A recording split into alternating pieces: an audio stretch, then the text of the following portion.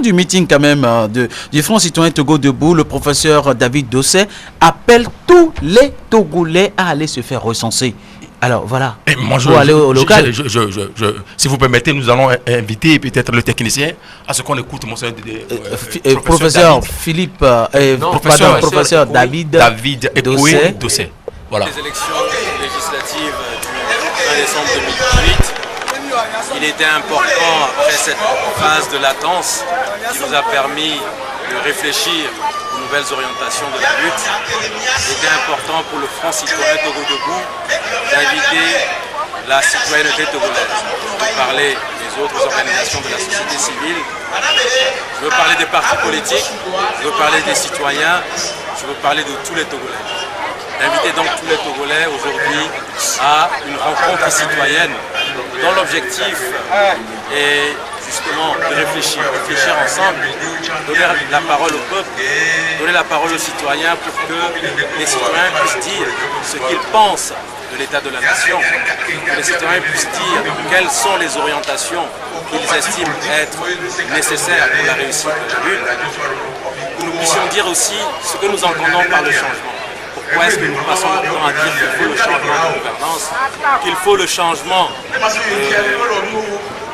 de paradigme dans ce pays où nous connaissons la corruption, une justice instrumentalisée, une forte répression de la policière, une santé qui est malade, l'éducation qui est à terre, etc. Et ensemble avec les citoyens togolais, nous avons également voulu réfléchir sur la question des élections locales. Nous avons dit qu'il n'était pas question d'aller à des élections législatives qui sanctionnaient une feuille de route de la CEDEAO en sachant que cette feuille de route a constamment été violée avec la complicité de la CEDEAO. Et donc, pour l'aboutissement de cette feuille de route de la CEDEAO, il n'était pas question que les partis politiques aillent avaliser ou légitimer ce qui s'était fait durant l'année dernière. Mais pour les élections locales, le Front Citoyen Togo Debout estime que la population togolaise, avec les partis politiques et les citoyens qui sont engagés, tous ceux-là ont la possibilité d'aller à des élections locales, de gagner de grandes villes et ainsi de baliser le chemin vers les élections présidentielles de 2020. Voilà donc l'objet de notre rencontre aujourd'hui avec la population togolaise. Et notre espoir, c'est que cela ne constitue qu'une première édition. Nous voulons, dans les semaines à venir, pouvoir faire en sorte que, de façon périodique, la population togolaise puisse se retrouver quelque part pour réfléchir à Lomé, mais également à l'intérieur du pays. Professeur, nos attentes sont complètes. Je crois que nos attentes sont largement complètes. Pour une première, après toute cette phase de latence que nous avons connue. Voilà, c'était le professeur David Dossé, le premier porte-parole du Front Citoyen Togo Debout. Et puis, il faut dire que l'Assemblée nationale veut aller donc à travers sa commission de loi, bien avec le projet de loi du gouvernement qui a été soumis, on veut aller à un septennat, 7 ans au Togo pour la mandature présidentielle ou le mandat présidentiel et 6 ans pour les législatives. Et cela sonne très mal dans le rang. D'abord, selon nos informations, des propres députés de UNIR qui sont à l'Assemblée nationale, qui se chamaillent. Est-ce que c'est vrai? On le saura très bientôt. Ceux qui sont allés sur la liste indépendante, quelles sont leurs réactions? Nous ne le savons pas encore. Mais bien, une voix discordante, est-elle sincère ou non? C'est celle de Abbas Kaboua du MRC qui dit que ramener ou faire une réforme au septennat de la mandature présidentielle va occasionner des problèmes dans le pays que le peuple n'acceptera pas. Nous ne le savons pas. En tout cas, nous ne sommes pas dans le secret de Dieu pour savoir si c'est sincère. Cela également a fait sortir Monseigneur Philippe Fanoko Podro qui juge le pouvoir togolais de vorace et qu'il veut tout manger. Il appelle même les Togolais à se soulever contre le pouvoir en place, qu'ils soient musulmans, chrétiens ou autres. Et puis, cela n'a pas laissé indifférent le mouvement Martin Luther King. Le MMLK, par le biais de son président, Pasteur Edo Komi, estime que c'est également ce qui ne devait pas se passer au Togo. Nous l'avons interrogé, on l'écoute. Pasteur Edo Komi. Depuis des années, les réformes constitutionnelles et institutionnelles et évidemment ce qui se passe dans l'aréna des hommes et des femmes du 20 décembre les intéresse davantage. C'est pourquoi tous les yeux sont rivés vers là pour qu'une fois le Togo puisse être doté des tests aux normes internationales qui puissent relancer la démocratie et l'état de droit. Donc, les informations selon lesquelles on tend vers un septennat donc de 5 ans, donc un mandat de 5 ans à 7 ans, préoccupe les Togolais et le mouvement Martin Luther King se fait la voix de tous ces Togolais-là pour attirer l'attention de ces gens qu'il y a lieu désormais pour éviter que le pays n'explose, qu'on puisse se référer à l'esprit des tests de l'esprit de la CEDEAO qui limite le mandat à 2, donc le mandat de 5 ans à 2 et un scrutin uninominal à 2 tours. Je crois que c'est les réformes majeures dont nous avons besoin. Donc, nous ne serons pas, le peuple togolais ne sera pas d'avis que son attente soit déçue. Parce que, comme je le disais, il y a des années que les Togolais attendent cette réforme. Donc, pour nous, il serait une provocation. Pour nous, c'est un crime, il serait scandaleux, il serait anormal qu'on quitte, qu'on ose, qu'on change le débat et finalement, au lieu de 5 ans, qu'on puisse aller à 7 ans. Ce serait vraiment inadmissible et les Togolais sont désormais conscients et éveillés et seront réagis au temps opportun. Donc, nous attirons l'attention de la commission des lois qu'il est important. Il est opportun, donc il est temps que ces réformes se fassent de manière à ce que tous les Togolais s'y retrouvent et que désormais cette affaire de réforme puisse être derrière nous et que le Togo puisse se renouveler avec l'esprit, l'unité nationale, la cohésion sociale qui ont été longtemps mises à rude épreuve juste parce qu'il était question des réformes. Et quand on se rappelle, quand on ravive un peu les mémoires avec des morts que nous avons connus, des blessés, voilà. Des réfugiés comme Pasteur Edo Komi, je ne sais pas si le son, Monseigneur Philippe Fanokopodro est prêt. Eh bien, les techniciens, ça là-bas. Ouais, donc, maintenant, on comprend que Monseigneur Pasteur Edo Komi n'est pas au nom de la société civile content de cette sortie ou bien de ce travail qui se fait actuellement à l'Assemblée nationale. Il va que ça, je sais que c'est un problème qui te tient également à cœur. On sait quand même que au Sénégal, par exemple, c'est tout le contraire. Oui, c'est tout le contraire parce que ces personnes... Le Sénégal sort du septennat au quinquennat. Ouais, c'est des personnes qui aiment leur pays et ils n'insultent pas l'intelligence de leur nation. C'est-à-dire que quoi ce qui se passe actuellement au Togo, si c'est une réalité, je crois que c'est pas possible d'accepter cela au XXIe siècle. Lorsque les gens parlent de limitation du mandat, et c'était 5 ans, et les gens veulent limiter cela, vous les ramenez, maintenant 7 ans à discuter. Donc je crois que c'est pas possible. C'est comme si les élus que les Togolais ont encore voté cette fois-ci veulent le mal, ou bien veulent l'explosion, s'il faut le dire, de cette nation. Lorsque nous sommes là, nous disons 5 ans, 5 ans 1, 5 ans 2, 5 ans 3, et les gens se disent, on ne peut pas accepter 5 ans, peut-être quatrième mandat du seul parti, le champion du Togo. Les gens disent 5 ans c'est trop. Maintenant, on nous ramène pour la solution 7 ans. Donc, pour ma part, je crois que nous sommes des Togolais, nous aimons bien notre pays, nous aimons bien les institutions étatiques et le président de la République. 7 ans, c'est comme l'entrée, à mon avis, de régresser ou bien de provoquer ceux-là qui n'aiment pas, comment dirais-je, la délimitation des mandats. Maintenant, on veut délimiter avec des années plus longues, c'est pas possible. Donc, pour ma part, je crois que tout ce qui a ramené au niveau de Zimbabwe,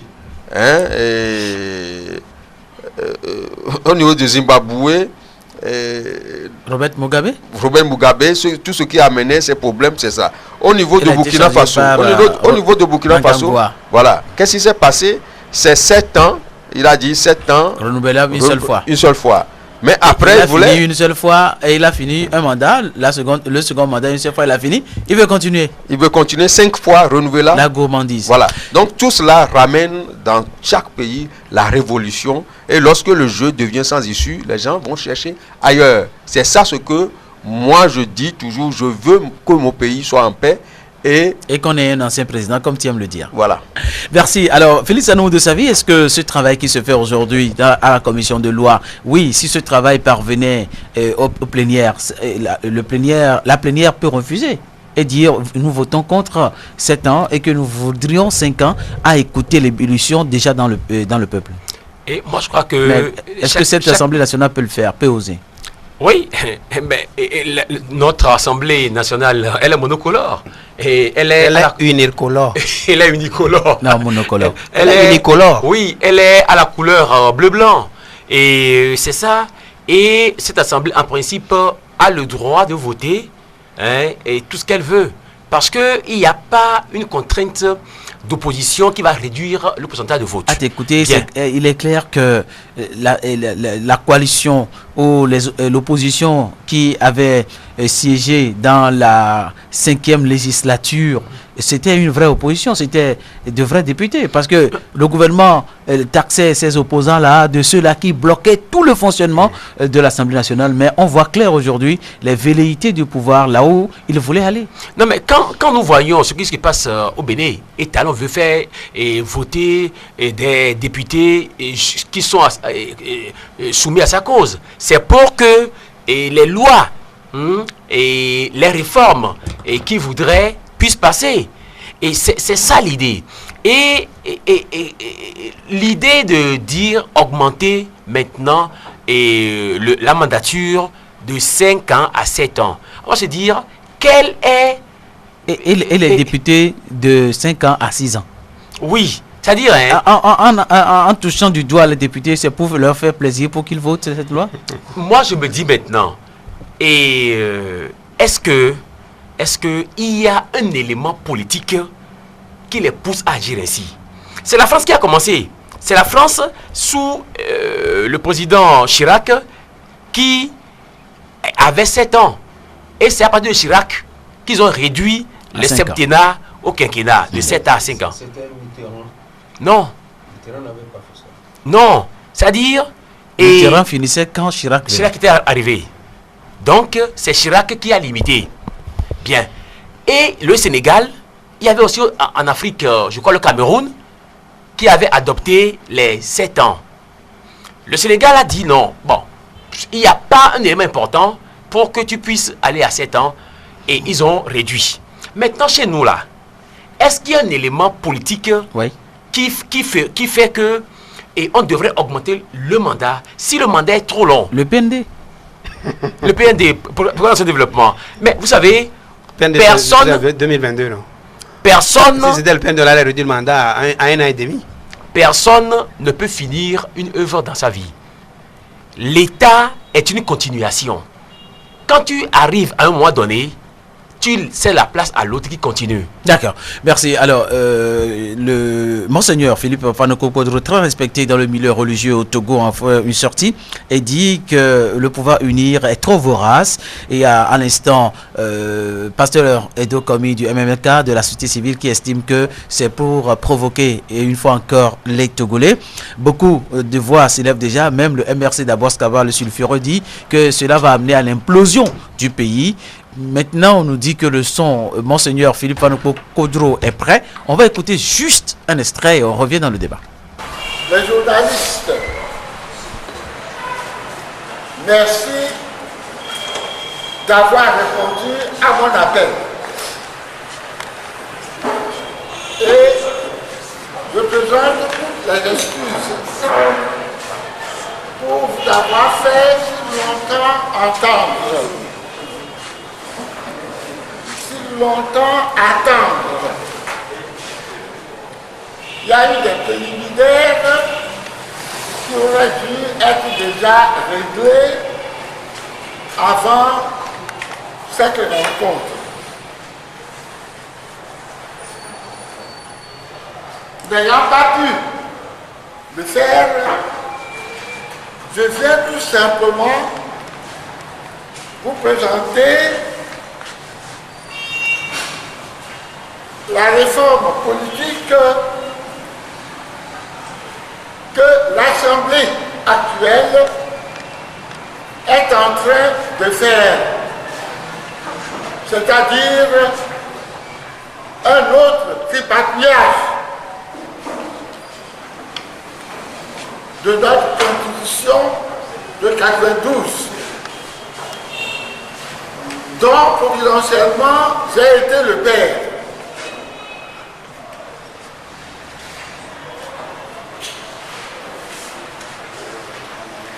L'expert constitutionnaliste sénégalais présenté par la CEDEAO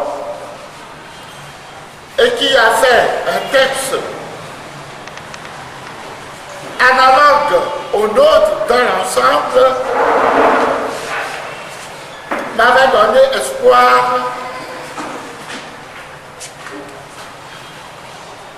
que le désir du peuple congolais serait satisfait.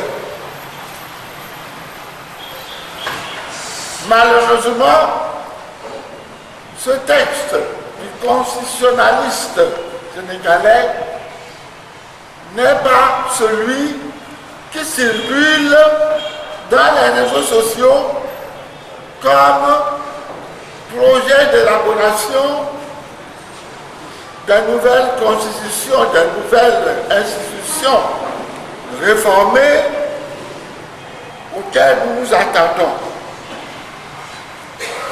Je donne tout simplement lecture de ce projet en cours. Article 52. La durée du mandat du député est de 6 ans, renouvelable 2 fois. Cela signifie que celui qui peut se faire élire régulièrement peut incarner la fonction de député pendant 18 ans.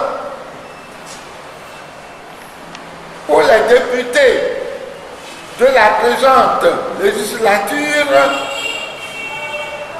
s'il y en a qui se font élire à chaque scrutin, ils ont la possibilité de siéger pendant 17 ans. 5 plus 6 plus 6. Article 59. La durée du mandat présidentiel est de 7 ans, renouvelable une seule fois. Cela veut dire qu'à la fin du mandat de Faure Gnassingbé en février 2020, où il aura déjà bouclé 15 années au pouvoir, il peut encore se présenter 2 fois devant les électeurs. Cette fois-ci, pour un mandat de 7 ans. Il finira en principe, s'il ne modifie pas encore la Constitution, en 2034. En français, facile, Faure Gnassingbé veut faire 29 ans au pouvoir, en plus d'être 38 ans au pouvoir de son défunt père. Monseigneur Philippe Fanoko Podro, c'est vrai que depuis un moment, il descend dans l'arène politique pour donner des orientations ou pour formuler des critiques constructives ou carrément pour amener les Togolais à se réveiller comme dans sa déclaration. Tu avais la parole, Ernest Rodonousaï. Voilà, le décor est planté. Le travail qui se fait à la commission des lois, on ne sait pas par quelle avenue ce travail est exposé. Donc à la place publique, les Togolais sont déjà en ébullition. Non, Tony, si vous vous rappelez, au lendemain de la mascarade du 20 décembre 2018, au moment où la CEDEAO et le pouvoir avaient tout fait pour empêcher l'opposition de participer aux élections législatives dernières, je vous l'avais dit que nous savons déjà le plan qui était mijoté, un septennat. Et donc, on m'avait demandé si moi j'étais dans le secret des dieux pour savoir ce que... Non, on les connaît, c'est-à-dire que quand vous rentrez dans le groupe là, c'est-à-dire que vous essayez de les écouter, c'est pas seulement au niveau de l'opposition qu'il y a des tops, hein. Il y a aussi des tops au sein du pouvoir. Nous, on a déjà été informé que c'est le septennat qui veut l'imposer, c'est pourquoi. Et là, d'ailleurs, l'autre fois, vous avez fait passer une interview du ministre Bawara, et je vous disais que je le prends au mot, qui disait qu'il va faire passer le projet de loi que le gouvernement avait transmis en 2017, que c'est ça qui va passer. Et je lui disais que je le prends au mot. C'est parce que je savais qu'il y avait quelque chose qui se mijotait ainsi sur un septennat. Alors, aujourd'hui, si on le fait sortir, c'est peut-être, comme on le dit virgulement, c'est pour nous dribbler et dire qu'ils ont fait concession pour revenir sur les 5 ans. Peut-être ça. Mais quand je vois des gens, tout à l'heure on disait Parlement unicolore qui contestait, quand je vois aujourd'hui des gens qui te disent députés indépendants, à l'image de Adjourouvi, qui soutient Mordicus, ce septennat. Mais c'est pourquoi on dit que c'est un parlement unicolore. Quand tu me dis que Adjourouvi fut conseiller juridique de Faure Gnassingbé. Il est toujours conseiller de Faure Gnassingbé. Il est toujours conseiller de Faure Gnassingbé, il est député indépendant. Et quand tu me dis que M. Abaskaboua dit qu'il n'est pas d'accord avec ce que tu fais, lui-même qui est là-bas, qui est d'accord avec lui, que le peuple ne sera pas d'accord, est-ce que lui, le peuple est d'accord qu'il soit là-bas, là où il est aujourd'hui? Mais c'est ça le problème. Alors ça prouve aujourd'hui à suffisance la petite crouton, la bouloumie de ce pouvoir, et qui criait entre-temps que c'est l'opposition qui ne voulait pas qu'il y ait des réformes. Mais septennat pour faire quoi? Ça veut dire que on veut tailler à Faure Gnassingbé encore 14 ans de pouvoir. Après les 15 ans, il fera... Rien ne dit que Faure Gnassingbé sera... Très bien, c'est là encore le problème. C'est pourquoi je voudrais revenir là-dessus pour dire que les réformes ne sont pas seulement constitutionnelles. Les réformes sont aussi institutionnelles. Et d'ailleurs, si on devait gérer bien ces réformes-là, il n'existerait même pas aujourd'hui de CENI. Il n'existerait même pas de HAC. Il n'existerait pas de CNDH parce que toutes ces institutions-là devaient être réformées. Mais c'est ça même ce que le peuple attend. Donc, aujourd'hui que nous avons des institutions clochardisées, un féodal pouvoir instrumentalisé par M. Faure Gnassingbé son pouvoir, comment voulez-vous qu'on puisse proclamer des résultats qui disent demain en 2020 que M. Faure Gnassingbé n'a pas gagné les élections? C'est ça le problème. Merci de chuter. Alors, pour chuter, je voudrais appeler le peuple. Si Monseigneur Podro, Philippe Podro, Monseigneur Philippe Podro, à son âge, un octogénaire, si celui-là toujours est au devant, en train de dénoncer cette terrible pouvoir, qu'entendons-nous, nous les jeunes de ce pays, pour dire notre ras-le-bol? Comment expliquer cette invasion entre griffes de Philippe Fanoko-Podro sur le terrain politique, alors que c'est un prélat, qu'au même moment Faure soit reçu par le pape François et qu'il n'y ait pas de conciliation? Ils ont dit que le clergé togolais était surpris de cela parce que le clergé togolais n'a même pas été informé de ça. Il a dit aujourd'hui. Mais de ça, il a dit. Ouais, c'est parce que Podro l'a dit. Qu'ils étaient surpris. Le message est tellement long qu'on l'a coupé. Mais c'est ça.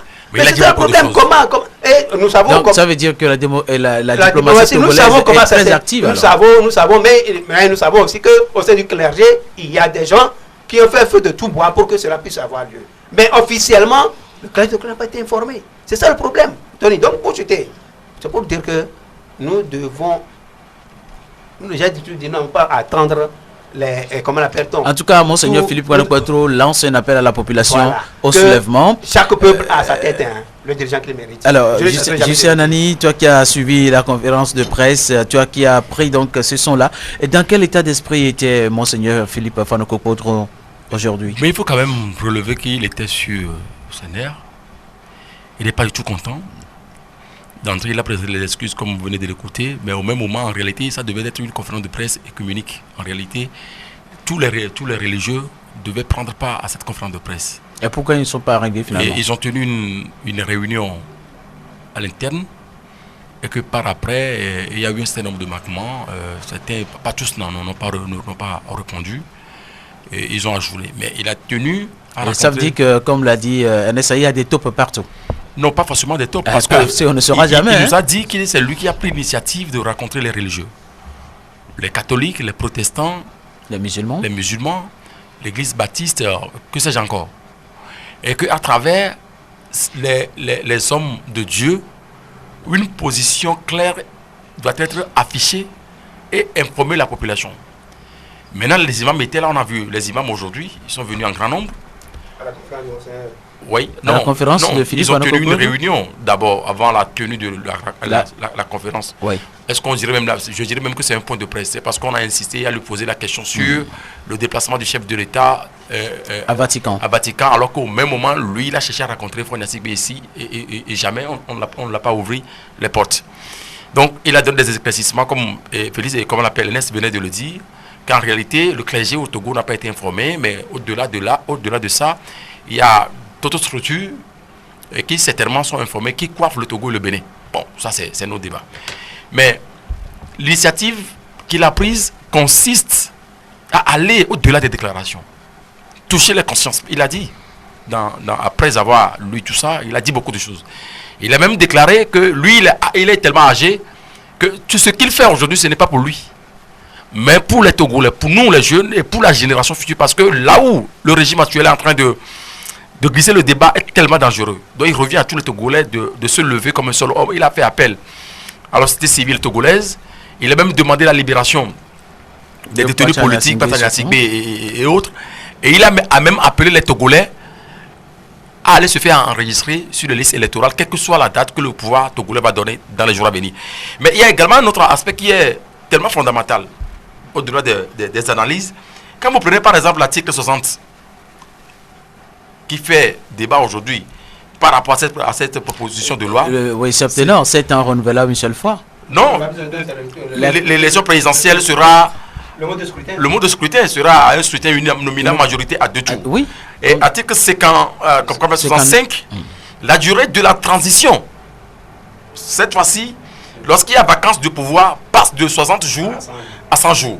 Mais encore là, quand vous prenez l'article... Il y a trop d'élasticité dans nos choses. Oui, quand vous prenez par exemple, c'est là où là c'est intéressant, article 75, on dit, les anciens présidents de la République sont de plein droit membres à vie du Sénat. Ils ne peuvent être ni poursuivis, ni arrêtés, ni détenus, ni jugés pour les actes posés pendant leur mandat. Dans le rang protocolaire, le président de la République sortant vient après le président de la République en fonction. Ah, attention. Ah, bon? Ah oui, c'est ce qu'il propose l'article 75. Alors, vous savez... C'est pas moi qui l'invente, c'est parce qu'il a dit, et compte tenu du temps, on l'a coupé. Oui. Et je termine, je chute. Il dit... Il jouissent des privilèges et avantages définis par une loi organique. Et en commentaire, le monsieur dit, le prélat dit, le régime RPT uni est vorace, sans pitié et considère le Togo comme une propriété privée. D'accord. C'est en ce terme qu'il a conclu. Merci. Donc c'est pour dire... Ma question, par rapport à l'article 115 là, oui, qui est en train d'être modifié de la sorte, est-ce que quelque part, vous-même, vous ne voyez pas que certains sont en train de préparer leur retraite? Parce que nous avons toujours souhaité qu'on ait aujourd'hui un ancien président dans le pays. Les lois, vous permettez, les lois sont faites pour être modifiées à tout moment, non? Oui, Tony, plutôt... Non, la question est adressée à Justin. Oui, en réalité, là où vous glissez le débat, n'en est pas un. Puisque l'intention ici, les gens qui ont commis des forfaits cherchent maintenant à se protéger après le pouvoir. Je dis, est-ce que les lois ne sont pas faites pour être modifiées? Mais la Constitution, celle-là, si elle venait à être modifiée... Non, je ne parle pas de cet avis, non. Ce que nous disons, c'est vraiment très intéressant. Et c'est grave qu'on ne va pas badiner là-dessus. C'est l'impunité. C'est l'impunité en réalité. Ce qui se passe là. Mais attends, la culture de l'impunité. Des gens qui ont fait des crimes économiques, des gens qui ont assassiné, par rapport à leur durée de mandat qu'ils ont eu à faire. C'est comme ce qui se passe aujourd'hui au niveau de la République démocratique du Congo, au Zaïre. Kabila qui s'est taillé une loi et qu'il a fait, c'est pas cette alternance dont on parle aujourd'hui. Et il se retrouve au niveau du Sénat, il est protégé, il a tous les privilèges. C'est pareil, la même chose ici. Les gens qui ont fait la gabégie, les crimes économiques, les gens qui nous disent qu'il y a eu une minorité qui s'est s'est accaparé la richesse du pays, qui ont des milliers un peu partout au moment où, dans nos hôpitaux, il manque même de scanners. Dans nos villages, il n'y a même pas d'eau potable à consommer. Et qui foutent du bordel, on estime que lorsqu'ils vont quitter le pouvoir, on ne va pas les poursuivre. Moi, j'estime que si Dieu nous prête vie, tous ceux-là qui ont dirigé ce Togo d'une manière ou d'une autre, mais certainement on va se constituer en collectif pour défendre les droits de ces enfants là qu'on a tués. Les jeux joués et autres là qu'on a assassinés. Moi, je pense que c'est l'occasion, moi, jamais pour les Togolais. Est-ce que ce ne sont pas ces propos qui rendent le pouvoir... D'une manière ou d'une autre. Qui favorise le durcissement de ce pouvoir? Non, d'une manière... Le Togolais n'a pas encore... Moi, je dis d'une manière... Le pouvoir. Moi, je dis, mais le Togolais brandit déjà des sanctions. Le Togolais n'a pas le pouvoir, mais c'est un Togolais qui est au pouvoir. Ah oui, d'une manière ou d'une autre, on ne peut pas cautionner l'impunité.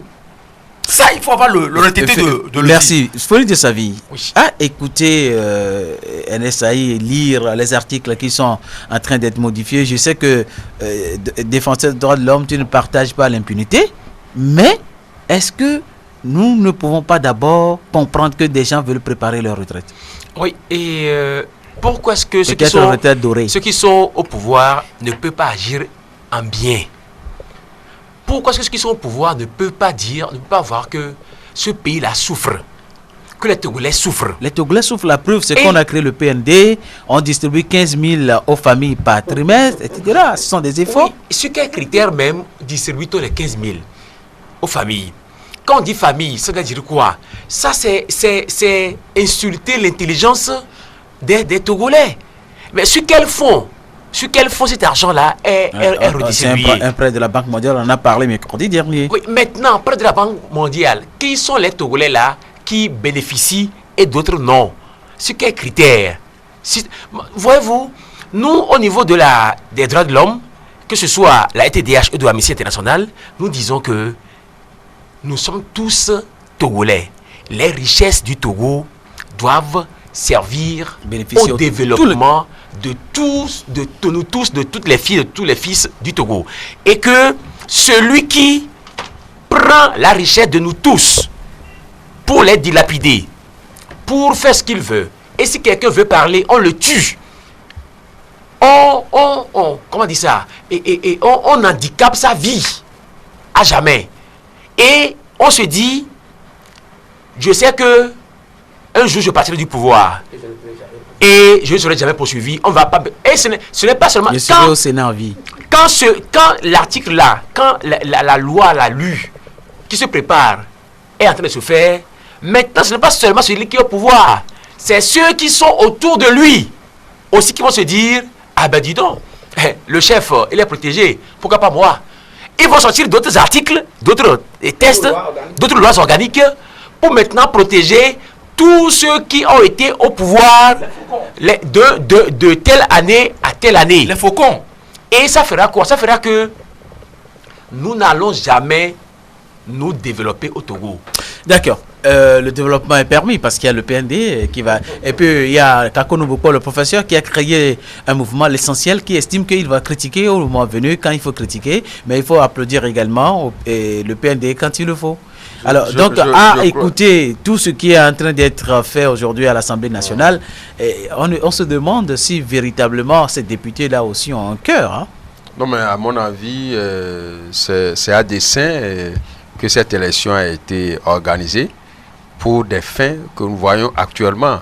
Lorsqu'on accusait l'opposition, on croyait que le pouvoir en place disait des vérités qui sera prouvées plus tard. Mais ce que nous voyons actuellement, on donne raison automatiquement à l'opposition.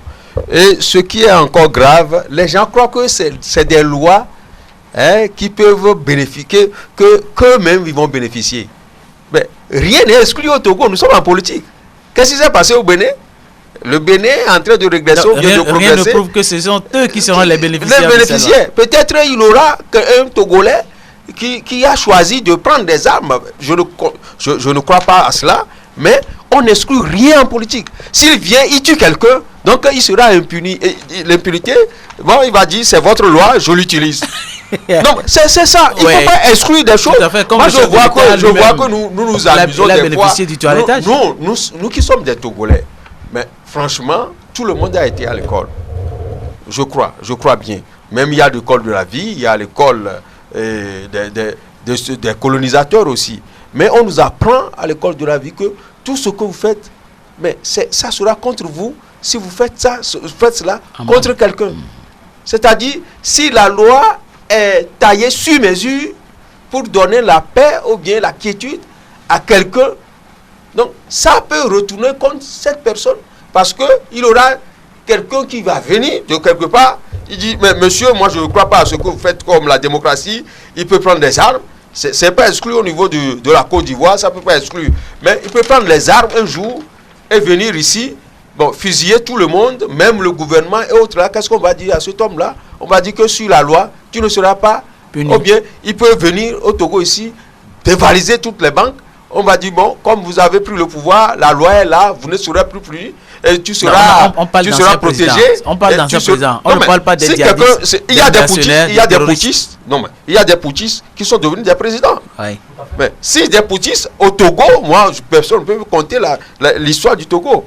On a vu le chef de l'État, le feu Gnassingbé Yadema, était un putschiste. Il a été chef d'État et puis, il est mort après. Mais si un putschiste venait dans ce pays et il a réussi son coup d'État, mais peut-être il peut y avoir des bavures, il peut y avoir des assassinats, il peut y avoir certaines chasses aux sorcières. Après, on va dire, cette loi vous protège. Vous pouvez rester comme vous voulez. Merci. Donc, c'est pour cela qu'il faut rien. Heureusement que... Je crois que ceux-là qui sont en train de s'amuser de cette loi, la nature a certaines lois, et il y a certaines raisons que la raison ne connaît pas. Oui, merci de mettre... J'aimerais également tirer votre attention sur... Merci de mettre tout ce que vous avez dit au conditionnel. Ouais. Si, parce qu'au Togo, Dieu merci, il n'y aura pas de coup d'État. Il n'aura plus, parce qu'aujourd'hui, le protocole additionnel de la CEDEAO ne reconnaît pas les putschistes ou les gens qui prennent le pouvoir par la force. Oui, NSAI... j'aimerais placer un mot, s'il te plaît, je te donne la parole après. NSAI voulait réagir en tout temps. Tony, par rapport à 75, moi je voudrais abonder dans le même sens que mon grand frère Félix, pardon, Yves. Non, c'est tout simplement celui qui fait... Vous dites que les coups d'État ne sont plus permis. Mais vous vous rappelez de l'ancien secrétaire général des Nations Unies, paix à son âme, le Ghanéen Kofi Annan, qui avait dit les pays dans lesquels vous refusez qu'il y ait l'alternance, la seule solution c'est les coups d'État. Mais il y a des coups d'État qui sont salutaires. Il y a des coups d'État qui sont salutaires. Alors, celui-là qui vient, il tue les gens, il prend le pouvoir, il dirige sur le pouvoir pendant une semaine même, il est chef d'État. Quand le demain, il devient quoi? C'est chef d'État, c'est président de la République. Ça veut dire que la loi aussi, cet article 75 là, le protège. Moi, j'aimerais rencontrer et voir le visage de M. Christophe Tchao, qui disait que l'opposition voulait tout faire pour mettre de côté leur champion Faure Gnassingbé parce qu'on voulait tout faire pour le mettre de côté. Mais ça veut dire qu'aujourd'hui, on nous prouve que tout était fait. Et tout se fait et tout se fera uniquement à la taille de Faure Gnassingbé. C'est ce qu'on est en train de nous montrer. D'accord. Tout se fait, tout a été fait. Tout se fait, tout se fera. Et que si l'opposition s'entêtait, si le Togo brûle, il brûlera. Donc, à cause d'un seul individu, à cause d'un seul Togolais, les 7 millions sont pris en otage. Oui, Justin. Oui, par rapport à la démarche également. Sois bref, s'il te plaît. Non, je vais résumer tout de suite. Par rapport à la démarche de cet article 75, je me dis qu'à un moment donné, de l'histoire de ce pays, des gens ont commis des coups d'État. Et certains ne sont plus en vie et d'autres sont en vie aujourd'hui. Et ils sont présidents. Ou il est président. Et quand vous prenez la constitution togolaise aujourd'hui, lorsque vous faites un coup d'État, c'est un crime imprescriptible.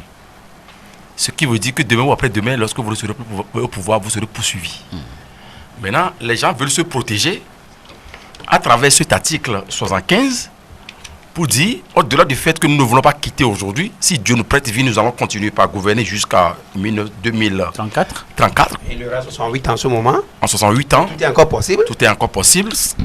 Quelqu'un qui viendrait au pouvoir demain ou après-demain, mais me dirait qu'en 2005, lorsque mon papa n'était plus en vie, j'ai eu à commettre le coup d'État. Un crime imprescriptible par la constitution togolaise.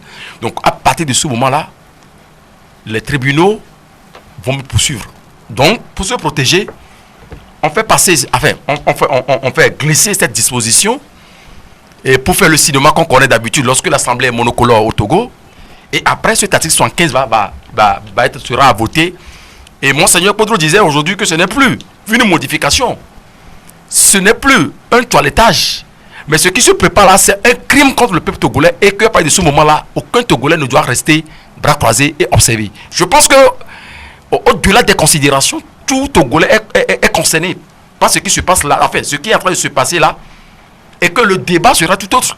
Parce que laisser faire, c'est parce qu'on en a fait de par le passé, le constat est là aujourd'hui. Vous étiez à la conférence de presse, moi je n'y étais pas. Est-ce que quelqu'un d'entre nos confrères a pu poser la question à Monseigneur Philippe Panuku-Podjo s'il n'a pas peur pour sa vie dans ce combat? Non, il a dit depuis. Et il a réitéré. Il a dit ce qu'il fait aujourd'hui, ce n'est pas pour lui. Que lui, il est déjà âgé. Il est presque prêt, enfin, très prêt à mourir pour le pays. À mourir pour le pays. D'accord. Et que l'enjeu fondamental aujourd'hui, il appelle les Togolais à se lever contre un seul homme, contre la dictature, contre ce que nous connaissons et tout ce qui se prépare actuellement. Voilà un peu la démarche. D'accord. Alors, nous allons poursuivre ce débat et parler, avant d'aller au Bénin, de l'arrestation des sécessionnistes de la Volta Region au Ghana la semaine passée. Ils sont presque 5 ou 6 qui ont été arrêtés parce qu'ils demandent tout simplement l'autonomie de la Volta Region. Fil de sa vie. Non, mais non seulement ils demandent l'autonomie, et ils étaient armés. Ils constituaient une milice. Pour créer peut-être une rébellion et pour peut-être ressembler un peu aux Camerounais. Et quel est le problème? C'est que le Togo était né sous le protectorat allemand avec environ 90... Le Togo a été protégé par la France? Non, le Togo était né sous protectorat allemand. L'État Togo d'aujourd'hui? Non, je ne parle pas. Moi, je relate... Oui, ça veut dire l'État Togo tel qu'on le connaît aujourd'hui. Oui. L'origine, toi, tu es en train de donner l'origine. Voilà. L'État Togo d'aujourd'hui était né sous protectorat allemand et avait à peu près 90 000 kilomètres, 400 kilomètres carrés. Bien. Suite à la Première Guerre mondiale, le Togo a été mis sous mandat de la SDN, mandat de type B de la SDN, c'est-à-dire un pays a conduit progressivement à son indépendance. Et par cette SDN, en réalité, qui devait tout faire. Et avec, bien sûr, le protectorat français aussi, non? Ou bien c'est le mandat?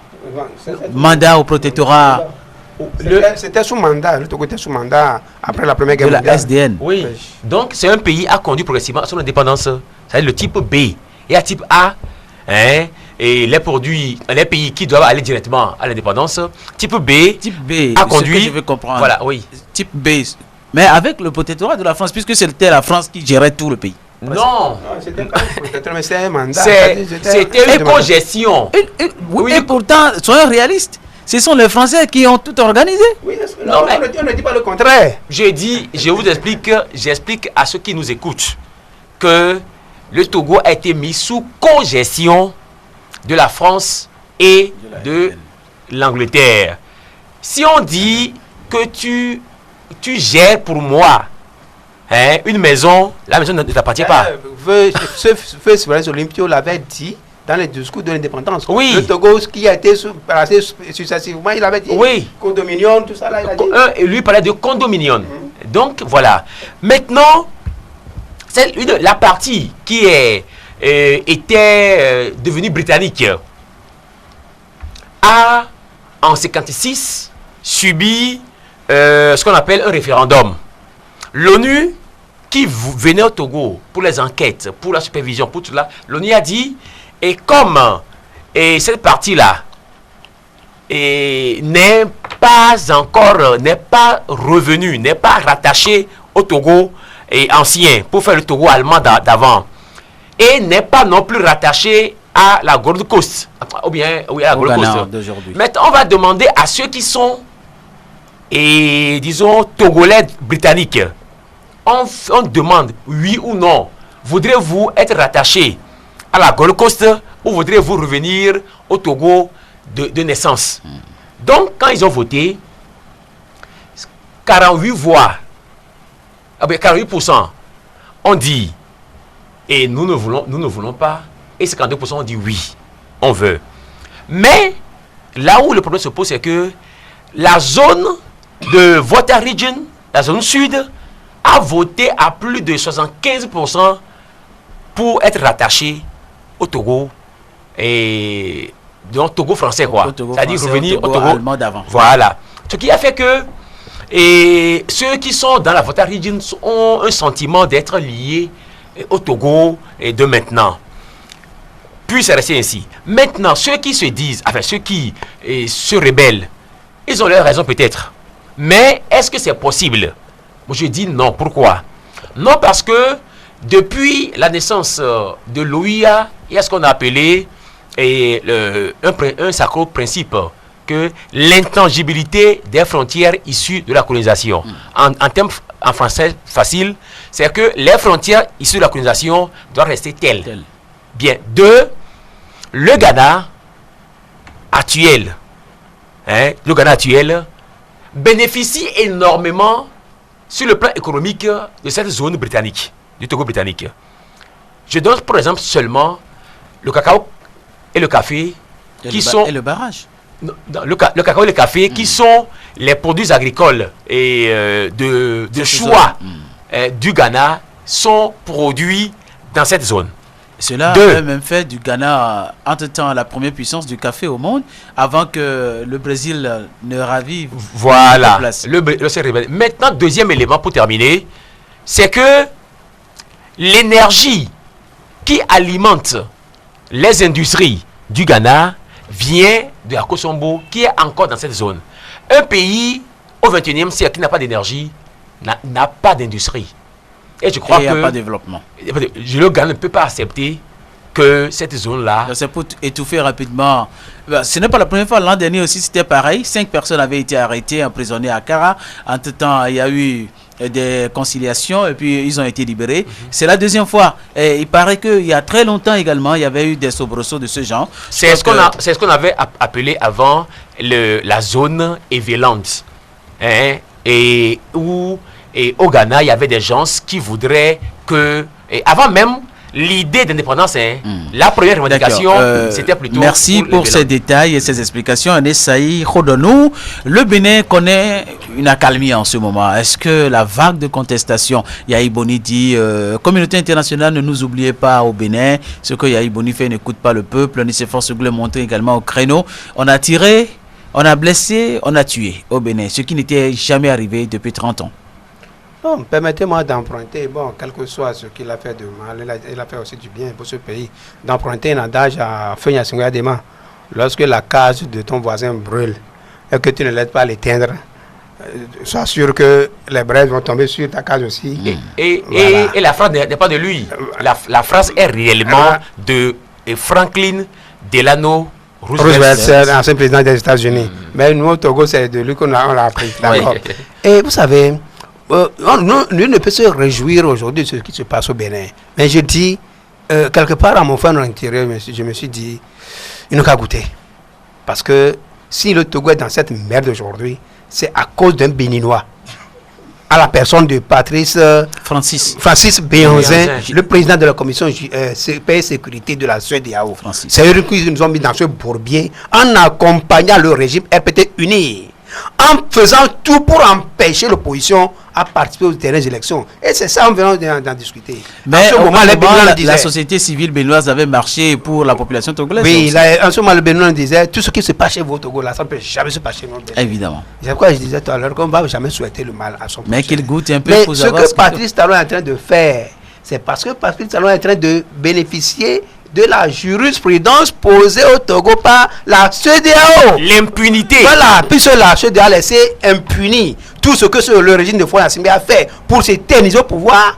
Mais il a applaudi, puisque la CEDEAO a validé, a même applaudi. Nous, on se rappelle la conférence de presse organisée par M. Salou Djibo, qui était le président le premier responsable des observateurs de la CEDEAO, qui était venu superviser la mascarade. Francis Béanzin aussi qui était dedans, qui était venu superviser et soutenir le régime. Et qui faisait semblant de parler un gangbé.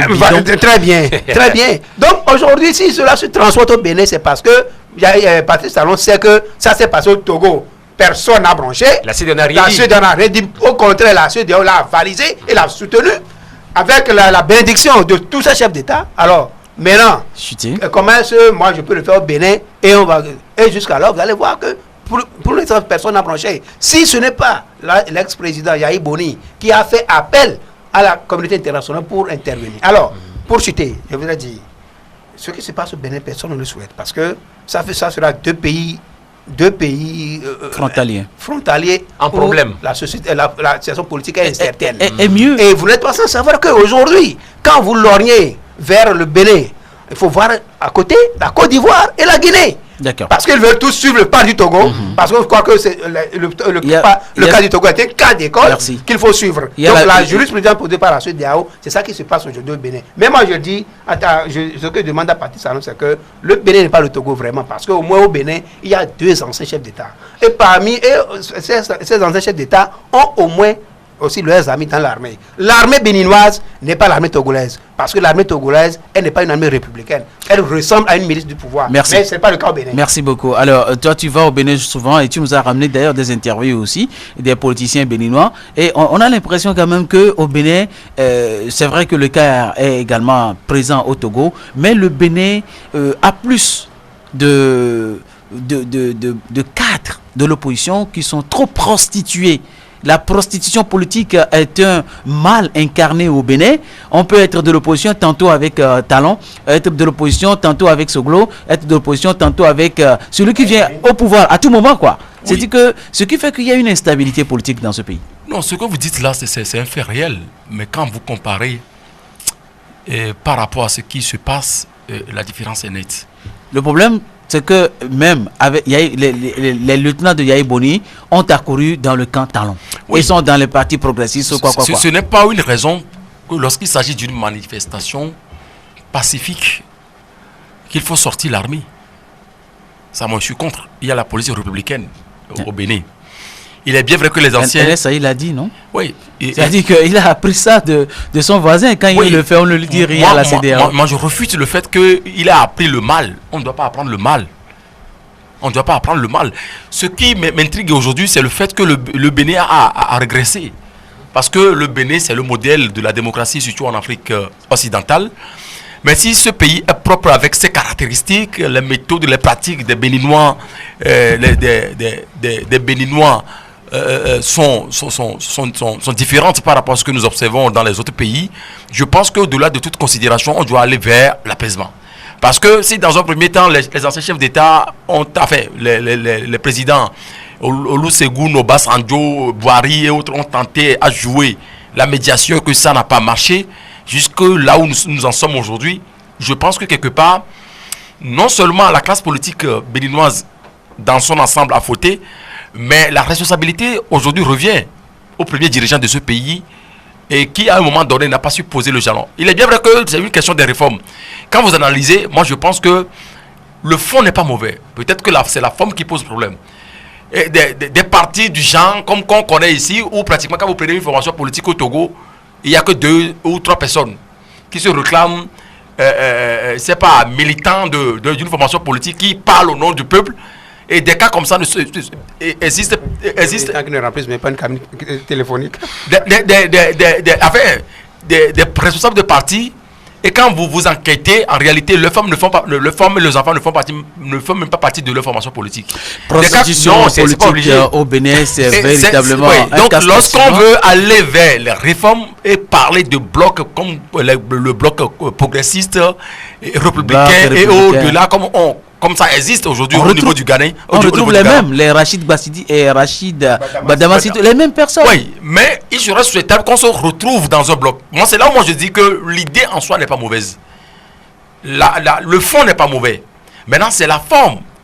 Tel que le processus est enclenché et qu'on a senti l'exclusion de certains nombre d'acteurs politiques, dont Sébastien Javon, avec cette affaire de drogue qu'on a trimballé en justice. Aujourd'hui, il est cloué au niveau de Paris, malgré la décision de la Cour de justice africaine. C'est bien ficelé, c'est bien préparé. Voilà, c'est là où moi je dis que quand vous mettez ces ingrédients, ces éléments dans les analyses, vous comprendrez que c'est à des fins politiques. Mais lorsqu'on enlève, on occulte ces éléments, je pense que aller vers les réformes, chaque pays en a besoin. Mais ce qui se passe là, il va falloir que la CEDEAO une minute, on va parler sport. Ah oui, vas-y. Le dossier Bénin. Le dossier Bénin, moi je dis que nos frères béninois, et ils ont été, c'était un peuple de de braves hommes, et ils étaient braves, et on nous le disait, mais j'ai été vraiment outré et de voir que l'armée s'est alignée et a commencé par tirer sur la population. Non seulement, et Patrice Talon a bloqué la voix des politiciens, mais aussi au niveau des médias. Ça, on ne l'oublie, on l'a pas dit.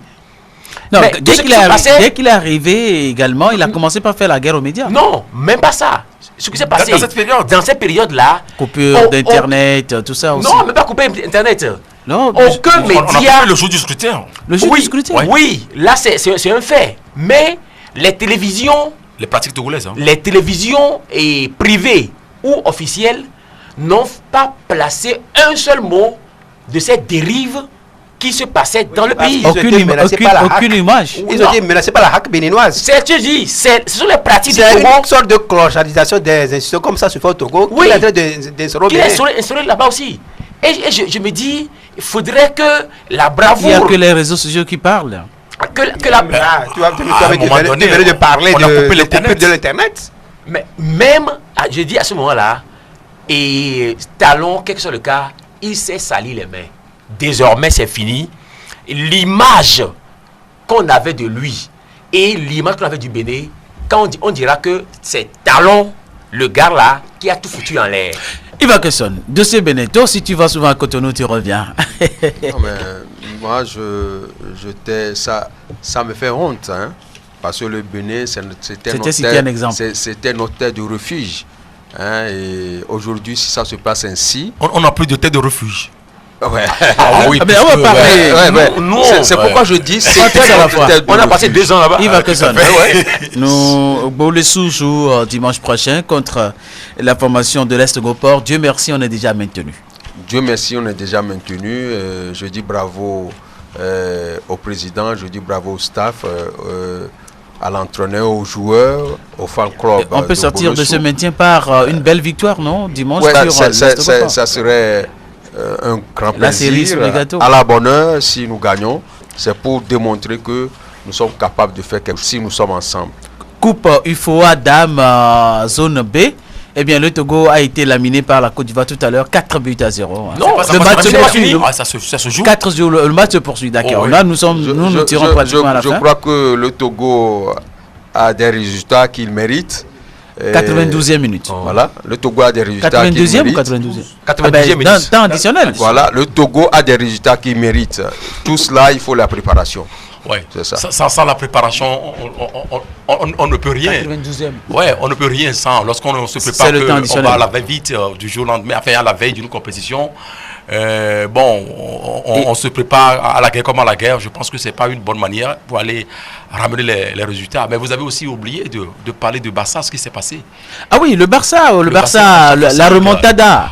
Le Barça de Messi a été éliminé. Le Barça de Savi, tout à fait, a été laminé. 4-0. 4-0. Oui. Alors 3-0 au match aller, 4-0 au match retour. Quand moi je dis bravo au Liverpool qui a vraiment institué un jeu qui a ce jeu chatoyant et agressif et qui a su s'en sortir avec bravoure devant Barça. Et puis samedi prochain, ce sera le 11 août, jour anniversaire de la triste nouvelle, décès du roi du reggae. On va jouer la grande finale du tournoi de réconciliation Petit Poteau à Kitaskopé, qui initie Togwe Asupalepacho 3.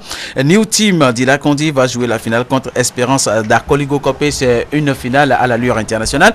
Nous sommes à la fin de cette émission, le cercle des journalistes de ce mercredi. Donc c'est la fin. 5e but, 5-0. Oh là là.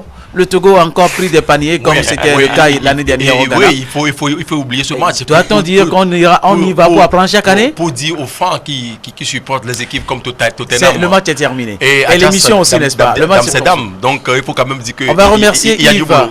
Yves Akesson, merci. Merci Ernest Saï, merci Justin Lani, merci Philippe de Savy, Tony Marcel, et, le confrère Christ, comme il était à la technique, rediffusion ce soir à partir de 22h. Voilà le confrère qui a réalisé cette émission, Norbert Akwezongo, qui secoue la tête, qui se plaint pourquoi son pays ramasse autant de paniers. Au revoir et à très vite.